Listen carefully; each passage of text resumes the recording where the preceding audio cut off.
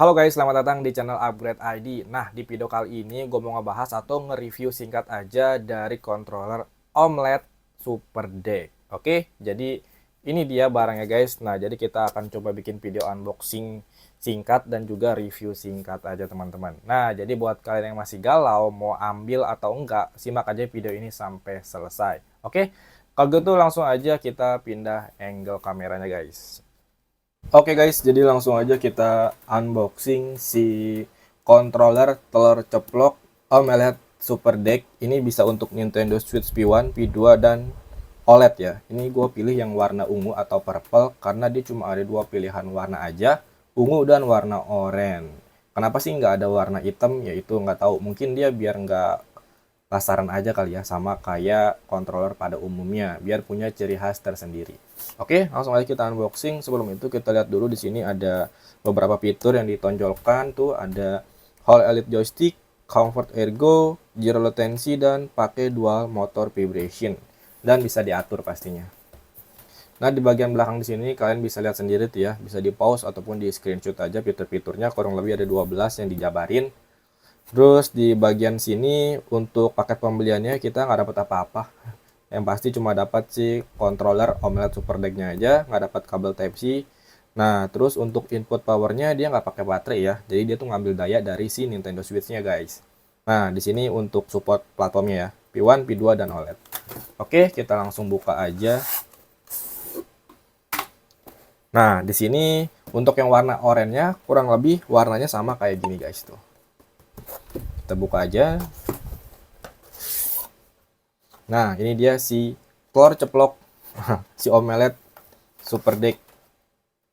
Warnanya warna ungu. Di sini kita dapat panduan cara connect ke Nintendo Switch-nya. Cuma dapat itu aja. Dan di sini dapat pengaman untuk analognya, kita buka dulu.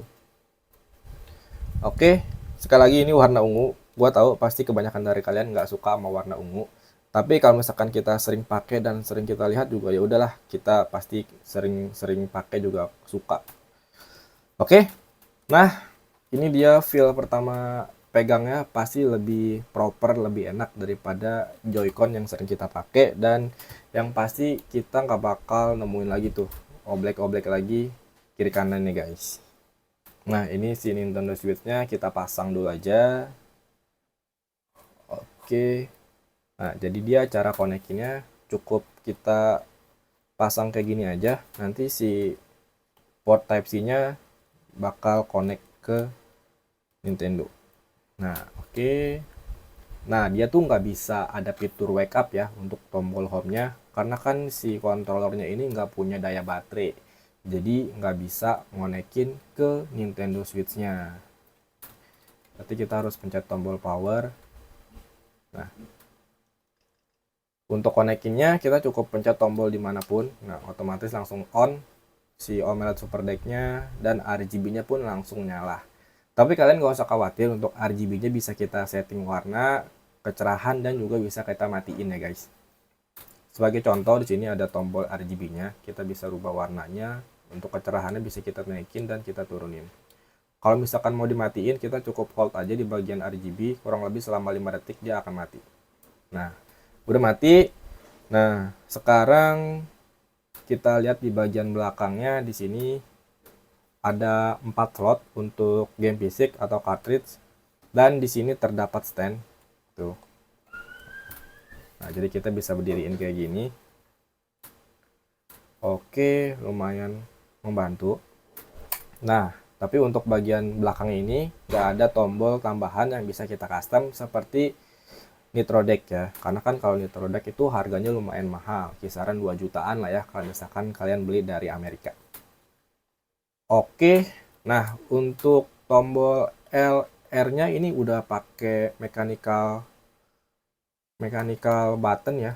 Nah, tuh. Jadi lebih clicky dan lebih mantap pastinya. Apalagi buat main game-game shooter ini lebih mantap feel-nya dibandingkan kita pakai Joy-Con original.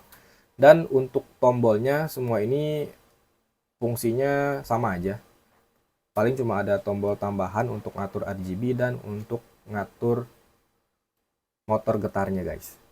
Ini untuk home-nya bisa dipakai tuh ya. Tapi kalau misalkan untuk fitur wake up-nya nggak bisa kita pakai. Karena sekali lagi nggak ada input power dari si controllernya. Dia harus ngambil daya dari si Nintendo Switch-nya guys.